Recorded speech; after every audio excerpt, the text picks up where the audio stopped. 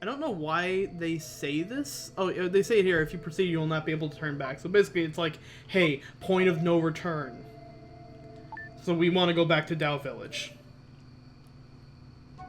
Oh, to talk to the Yep. guy? What's he gonna say? I'm holding 50 of the red jewels for you. Suddenly, you've gathered 50.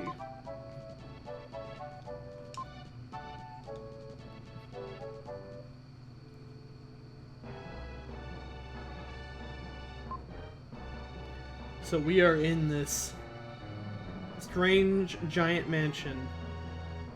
And no power up for beating the enemies here, but we do get another herb, which is nice. It starts off with just a So picture those guys of, in... Go ahead. we just get a picture of this nice bearded gentleman right here. I guess that's the jeweler. I'm guessing.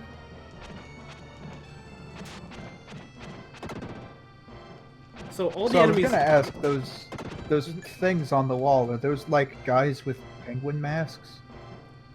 They kind of look like him, don't they? Like a guy in a penguin suit, but he's like mean?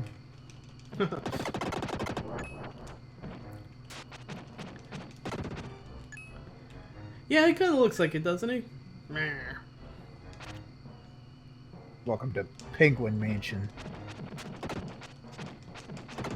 So this dungeon is pretty much all the monsters from the slave mine. And if you remember, when we were in the slave mine, they were just doing nothing in there but looking for red jewels.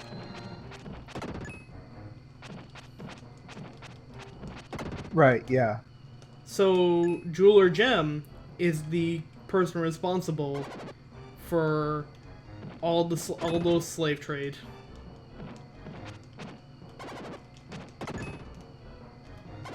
Oh, I guess this is just his red jewel mansion then. Yep.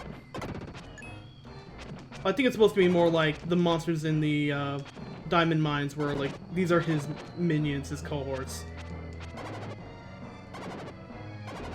His mooks. They really do look mooky, don't they? Mm-hmm.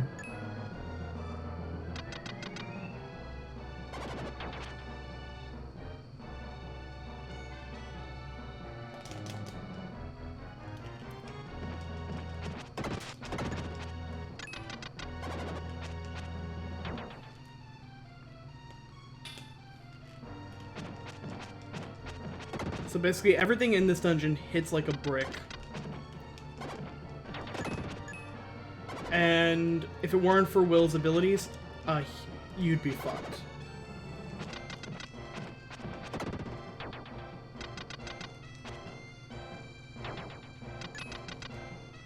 We don't get any, like, spooky dungeon music, though. No, they go with the same, We just get the same, you know, it could have been like a wacky mansion song or something. They went hard with the visuals. I'm happy with that. Yeah, they did. And also Maybe this is another dungeon that they made that, like, they almost didn't have time for. Yeah, it felt very much like a rejected, potentially like rejected idea. I'm still very happy they did it. And I'm happy this one stayed like a hidden dungeon. I think it works really well as that. It's like a stronger version of the diamond mines.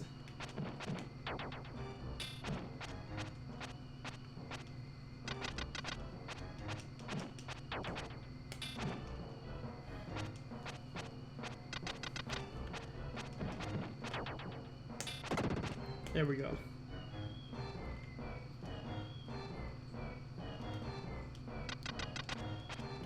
Yeah, no way to get them from here.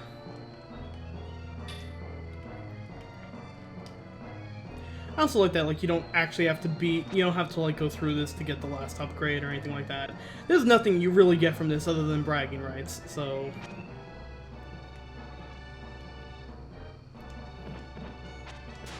Still pretty cool. Yeah. Well, I think bragging right thing This- should be more of a prevalent thing in gaming. Well, I remember back when games used to have like contests and stuff. Oh yeah. Like they had the one 7-Up contest where it's like you remember the bonus stages where you had to like collect letters and shit. Oh yeah. If you did like every single one of those in the game, then it would show you like a code and you have to send it into like 7-Up or something.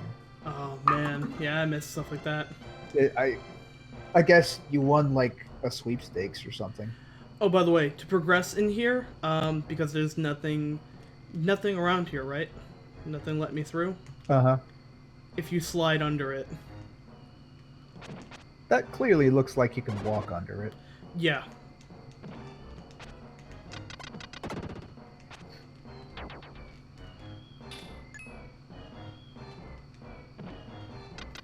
It's the last little, like, sneaky trick they could have pulled. Well, now you don't have to worry about red gems, so Yeah. you don't have to worry about anything sneaky anymore.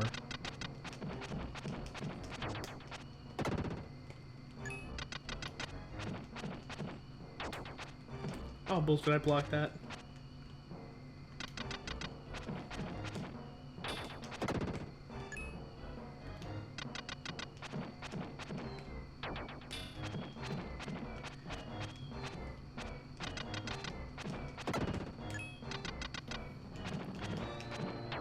Yeah, the one treasure in here is an herb. That's literally it. I wonder if this is just like a chance for you to get more lives. After you beat the we've boss already rush. gotten a couple actually. More the DP. Well, that's it. All the monsters in here are dead. So now it's just the boss. Oh, but no upgrade. No upgrade. So this is a callback to one of the first bosses in Soul Blazer, which is the game this is a sequel to. Solid Arm was the I think the first boss of Soul Blazer.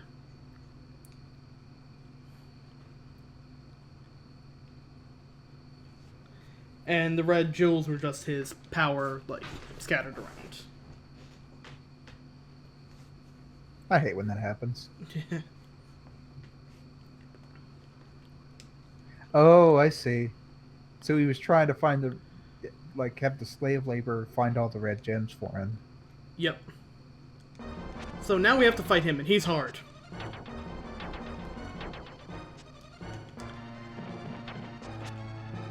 I like how he just kind of scoots back and forth. Yep. Just does a little kind of scoots. So if you had to fight him, like, legitimately, he would be really hard. Just because he also has these stupid gate things. But if you stand off to the side, he does his little, like, wiggle swipe at you. You could just cheese him then. Yep. I don't know how you would fight him legitimately, though. You can stand behind him. Oh no, you can't. He still hits you there. Just a little swipe, swipe, swipe. Let me... just to make sure we don't. So the way I actually beat him the first time I played this. Because you can block these. Not... okay, maybe... You can block one of them. Let me see if I can charge up going in. Basically, I found that if you did the charge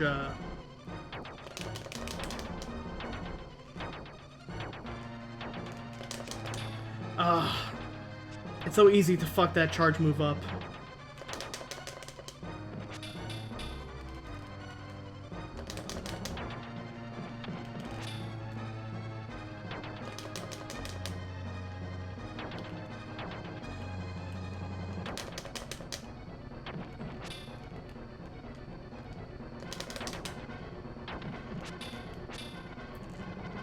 I mean, I guess that's one way to do it. That's the only way I've had really any... But you could just slide back and forth, couldn't you? Not really, because he's got pretty good iframes too. And you're gonna get hit by his arm swings. You can at least take advantage of the fact that he usually has to reposition himself to shoot more fireballs at you.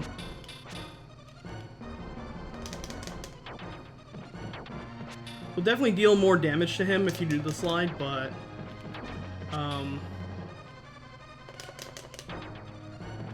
this has been the way I've always managed to beat him. Well, that seems like the intended way, actually. That's why I said Will has the most broken abilities in the game. It's because even Friedan would have a really, really hard time fighting him, but Will can just cheese it. Well, those are conveyor belts too, right? Yeah.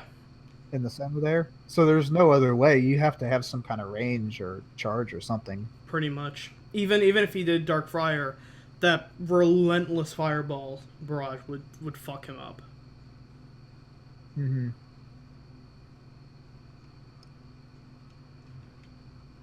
So even he's like, shit, I probably shouldn't have wasted all that time getting more powerful. We're all gonna die. And it's like, I've been at the Tower of Babel, dude. That's where I got the last jewel. Oh, it just sends you right back then. Yeah, he sends you right back. And from here on out, the jeweler won't be anywhere in the game.